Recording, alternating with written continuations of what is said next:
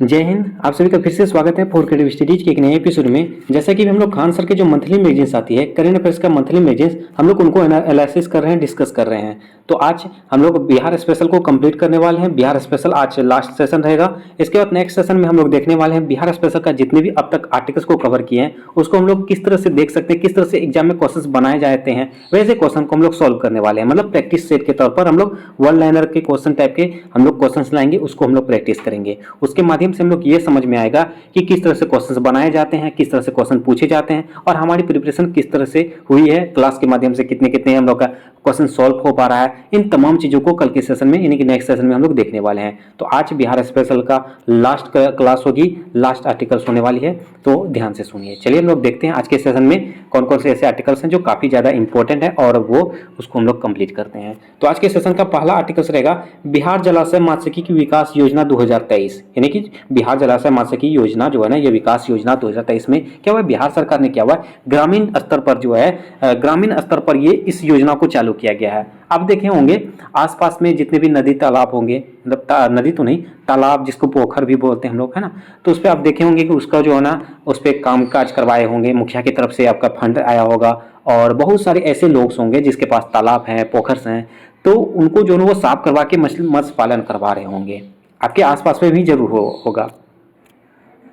जी, तो उसी योजना के बारे में कहा जा रहा है। तो सरकारी की तरफ से आप सभी सुने ही होंगे कि सरकारी की तरफ से वो मत्स्य पालन कर रहा है ना, तो वही बातें इस योजना के बारे में दिया गया है। तो क्या कहा जाता है इसमें, देखिए इसको ध्यानपूर्वक सुनिए। ग्रामीण क्षेत्रों में आजीविका और विकास को बढ़ावा देने के लिए बिहार सरकार के मत्स्य निदेशालय द्वारा बिहार जलाशय मात्स्यिकी योजना शुरू की गई है। ये ग्रामीण स्तरों पर जो है ना, आजीविका और विकास को बढ़ावा देने के लिए, है ना, तो इस पे डेवलपमेंट करने के लिए, रोजगार देने के लिए, इससे जो मतलब कि बेरोजगार है उनको भी रोजगार मिल जाएगा। तो इसके माध्यम से बिहार सरकार ने ये पहल की है, तो आप इसको ध्यान रखेंगे, ठीक है। और हम लोग इस योजना के बारे में समझते हैं, आखिर इस योजना में क्या है, इसके क्या दिया जाएगा।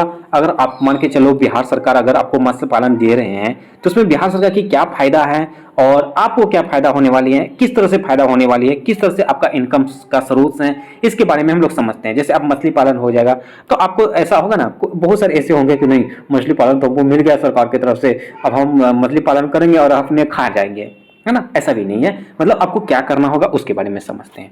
कहा जाता है इस योजना के माध्यम से राज्य के मछुआरों और किसानों को मछली पालन के लिए अनुदान प्रदान किया जाएगा। जो भी मछली पालन करेंगे, जो भी मछुआरे हैं या किसान हैं जिसको मत्स्य पालन के लिए योजना दी जाएगी, उसका अनुदान प्रदान किया जाएगा। मतलब कि आपको एक प्रकार का, जिस तरह से एक प्रकार का जॉब दिया जाएगा, है ना, रोजगार दिया जाएगा, ठीक है।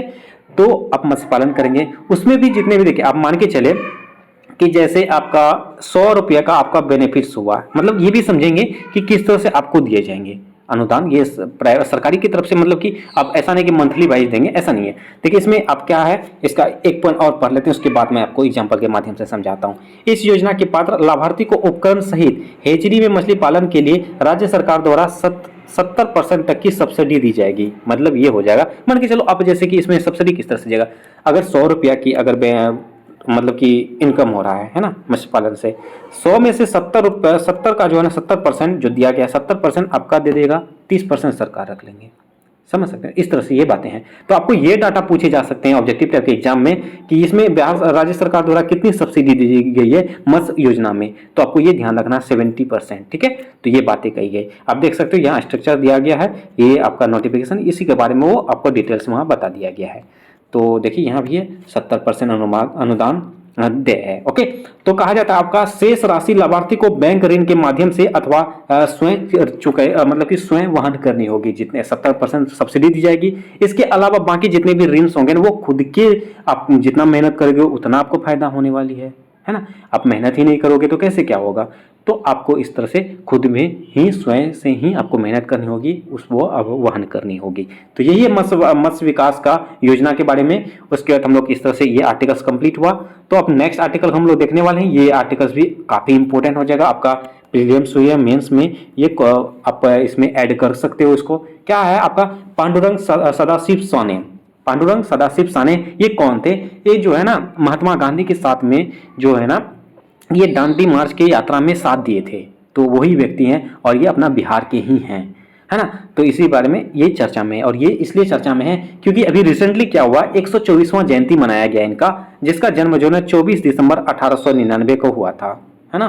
बिहार सरकार के द्वारा से ये इसका जयंती मनाया गया। तो इसके बारे में समझते हैं क्या है। हाल ही में बिहार सरकार द्वारा पांडुरंग सदाशिव साने की 124वीं जयंती मनाई गई, और इनका जन्म जो है ना 24 दिसंबर 1899 को दक्षिण भारत के बम्बई राज्य में हुआ था। मतलब कि इसका वहां पे हुआ था, लेकिन ये इस बार जो है ना 124वां वर्ष की वर्षगांठ जो है ना ये बिहार सरकार ने इसका मनाया है, तो इसलिए चर्चा में है। और ये कौन थे, ये स्कूल की नौकरी से इस्तीफा देने के बाद वो महात्मा गांधी की दांडी मार्च का दांडी यात्रा में शामिल हो गए थे। ये एक टीचर भी थे। टीचर का नौकरी जो है स्कूल की नौकरी से छोड़ करके ये क्या हुआ, ये गांधी जी की जो दांडी यात्रा हुई थी उस पर ये शामिल हो गए थे। इसलिए कहीं ना कहीं ये इंपॉर्टेंट हो जाएगा, आपके मेंस में भी आप इस पॉइंट्स को ऐड कर सकते हो, है ना। तो आपका ये इंपॉर्टेंट रहने वाली है। उसके नेक्स्ट पॉइंट में क्या कहा जाता है, उन्होंने छुआछूत के विरुद्ध जागरूकता फैलाने के लिए पूरे महाराष्ट्र की यात्रा की थी। इन्होंने क्या किया था, जो छुआछूत होता है ना, ऊंच नीच जाति पाति के मतलब के लिए ये जागरूकता को भी मतलब कि फैलाया था, और ये पूरा महाराष्ट्र को जो है ना की यात्रा भी किया थे, इसलिए भी ये इम्पोर्टेंट है। तो आगे पॉइंट्स में कहा जाता है कि देखिए उनके द्वारा कुरल नामक प्राचीन तमिल कृति का मराठी में अनुवाद किया गया था। ये भी आप ध्यान रखेंगे कि ये जो ना एक कुरल नामक प्राचीन तमिल कृति था, उसको जो मराठी में भी ये अनुवाद किया था। आप लैंग्वेज भी याद रखोगे और ये इस नाम का भी इसका ध्यान रखोगे, ठीक है। उसके बाद भारतीय डाक विभाग ने वर्ष 2001 में उनकी सम्मान में एक स्मारक डाक टिकट जारी किया है, तो ये भी ध्यान रखेंगे आप, है ना। तो ये सब इंपॉर्टेंट हो जाएगा। चलिए नेक्स्ट आर्टिकल रहने वाली है आपका सम्यक दर्शन संग्रहालय का उद्घाटन। सम्यक दर्शन संग्रहालय का उद्घाटन में क्या कहा जा रहा है, देखिए इसके बारे में देखिए सम्यक दर्शन किससे जुड़ा हुआ है, बौद्ध धर्म से जुड़ा हुआ है ना। दर्शन, तीन दर्शन से सम्यक दर्शन, है ना। तो इसके बारे में यही बौद्ध धर्म से जुड़ा हुआ था, इससे संबंधित सवाल बनाए जाते हैं। तो इसमें आपका करंट से भी मिलेगा, या तो आपका एशियन हिस्ट्री में भी देखने को मिल सकता है। तो इससे क्वेश्चंस बने जा सकते हैं ऑब्जेक्टिव टाइप के एग्जाम में। ओके, तो इसमें क्या कहा जाता है, बौद्ध धर्मगुरु दलाई लामा द्वारा वैशाली स्थित बुद्ध सम्यक दर्शन संग्रहालय का उद्घाटन किया गया है। वैशाली स्थित जो है ना बुद्ध स्मारक में सम्यक में इसका संग्रहालय का उद्घाटन किया गया, ये भी आप ध्यान रखेंगे। और ताबूत में रखे गए बुद्ध के अवशेष वर्तमान में पटना संग्रहालय में रखे गए हैं। ये ताबूत के जो अवशेष मिले थे बौद्ध धर्म के, वो अभी वर्तमान समय में पटना संग्रहालय में है ना। पटना म्यूजियम में ये अभी भी आपको देखने को मिलेगा। अगर आप पटना में हैं, आप आएंगे तो इसको आप देख सकते हो, है ना। बिहार संग्रहालय, पटना संग्रहालय, ये सब चीज़ें हैं घूमने लायक चीज़ें। और कहा जाता है ये ताबूत 5वीं शताब्दी ईसा पूर्व का है। ये ताबूत अगर आपका ईयर पूछा था तो 5वीं शताब्दी ईसा पूर्व का था, जो अभी बोले पता है ना पटना संग्रहालय में ये स्थित है, आप देख सकते हो। उसके बाद इसकी खोज 1960 के दशक में प्राचीन वैशाली गणराज्य के लिच्छवियों द्वारा निर्मित बुद्ध अवशेष स्तूप की खुदाई के दौरान हुई थी। इसकी अगर खुदाई की बात करा जाए तो यह 1960 ईस्वी में हुआ था। आप इसको समझ सकते हो, जैसे हड़प्पा सभ्यता की खुदाई की गई थी 1921 ईस्वी में, मोहनजोदड़ो का 1922 में, ठीक उसी प्रकार ये ताबूत की जो है खुदाई 1960 ईस्वी में किया गया था, दशक में किया गया था, 1960 दशक, है ना, के प्राचीन वैशाली गणराज्य के लिच्छवियों द्वारा निर्मित बुद्ध अवशेष स्तूप की खुदाई के दौरान की गई थी। इसको आप ध्यान रखेंगे, आप देख सकते हो यही है, ये दलाई लामा, ठीक है। उसके नेक्स्ट आपका रहने वाली है, ये नेक्स्ट और लास्ट आर्टिकल रहने वाला है, ये फरवरी मंथ का बिहार स्पेशल का जो है ना लास्ट आर्टिकल रहेगा। तो लास्ट आर्टिकल को हम लोग एंजॉय से पढ़ते हैं, इसको समझते हैं। क्या कहा जाता है, ऑपरेशन बसेरा, नाम से ही आप समझ सकते हो। बसेरा मतलब क्या होता है, बसने लायक, बसने योग्य, है ना। तो यही है ऑपरेशन बसेरा। बसेरा मतलब कि जिसके पास भूमि नहीं है, रहने लायक घर नहीं है, उसके लिए ये योजना चालू की गई है। किसके द्वारा चालू किया गया है, ये बिहार सरकार के द्वारा। जिसके पास घर नहीं है, ना भूमि है, तो उसके लिए ये योजना चालू की गई है, जिसके माध्यम से आप घर पे रह सकते हो, आपके लिए घर दी जाएगी। तो उसी बारे में ये योजना चालू की गई, इसके बारे में समझते हैं। कहा जाता है हाल ही में बिहार सरकार ने राज्यों के भूमिहीन लोगों को घर और भूमि का स्वामित्व प्रदान करने के लिए ऑपरेशन बसेरा की शुरुआत की है, ठीक है। देखिए आप सभी ये देखिए बेघर जो है इसके लिए ये सोचा गया है। तो इस पे देखिए ये ऑपरेशन बसेरा के बारे में समझते हैं। देखिए इसे 2018 में चालू किया गया था, ये आप ध्यान रखेंगे। ऑपरेशन बसेरा कब चालू किया गया था, 2018 में। और इसमें जो दो चरण थे, उसमें से एक चरण क्या है, एक चरण यानी कि जो राज्य में भूमिहीन परिवार हैं उसकी पहचान और पंजीकरण पर केंद्रित किए जाएंगे। मतलब प्रथम चरण में होगा क्या, आपके जो भी भूमिहीन है ना, जो भी भूमिहीन है उसका नाम नोट किए जाएंगे, उसकी सूची तैयार किए जाएंगे। मतलब आप ऐसा नहीं है ना कि आप गए और यूं आप कोई बोला कि नहीं मेरे पास में कोई ज़मीन नहीं है, मेरे पास कोई घर नहीं है, तो बिहार सरकार क्या दे देगा, तुरंत ज़मीन दे देगा क्या? ऐसा भी नहीं है ना।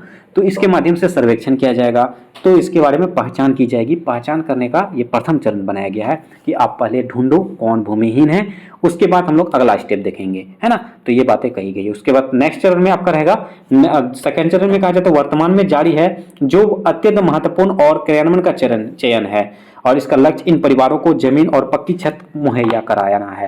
यानी कि सेकंड स्टेप में क्या कहा गया है, इसके बाद जो अभी भी वर्तमान समय में ये चालू है, ये चरण अभी भी वर्तमान में समय में चालू है, जो इसमें ये लक्ष्य रखा गया है जो सच में जो पंजीकृत व्यक्ति हैं जिसके पास भूमि नहीं है, जिसके पास घर नहीं है, उसके लिए भूमि और घर मुहैया कराए जाएंगे, उसको प्रदान की जाएगी। यही बिहार सरकार की ये योजना का एक लक्ष्य है। तो इस प्रकार का ऑपरेशन बसेरा भी कंप्लीट हुआ। तो इस प्रकार हम लोग का बिहार स्पेशल कंप्लीट हुआ। बिहार स्पेशल के जितने भी आर्टिकल्स थे फरवरी मंथ के, वो सारे के सारे आर्टिकल्स को हम लोग कंप्लीट कर चुके हैं, है ना। आप देख सकते हो स्क्रीन में, ये कल के सेशन में, नेक्स्ट सेशन में देखने को मिलने वाली है। तो आपका ये सेशन भी इंपॉर्टेंट होने वाले। ये सारे के सारे जो है ना, जितने भी आर्टिकल्स हम लोग कंप्लीट किए हैं, ये सारे सारे आर्टिकल्स के निचोड़ उस पर दिया गया है। अब तक हम लोग 29 आर्टिकल्स को कंप्लीट कर चुके हैं, 29 आर्टिकल्स को, है ना। 29 आर्टिकल्स को हम लोग अब तक कंप्लीट कर चुके हैं बिहार स्पेशल के, जो काफ़ी मतलब बड़ी संख्या में है। तो कहीं ना कहीं ये सीरीज आप सभी के लिए, ये सेशन आप सभी के लिए इंपॉर्टेंट साबित हो रहा है। और कल के सेशन में हम लोग देखने वाले हैं वन लाइनर क्वेश्चंस, यानी कि आपका वो लगभग 49 या 50 सवाल उसमें देखने को मिलेंगे, है ना। 49 या 50 सवाल कल के सेशन में हम लोग देखेंगे, वो काफ़ी इंपॉर्टेंट होगा, वो डायरेक्ट आपके एग्जाम में पूछी जाने वाली है। तो वो भी सेशन आप सभी के लिए इंपॉर्टेंट होगा।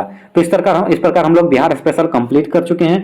नेक्स्ट सेशन में जैसे हम लोग आएंगे तो हम लोग उसमें देखेंगे पॉलिटी एंड गवर्नेंस, राष्ट्रीय स्तर पर आ जाएंगे, है ना।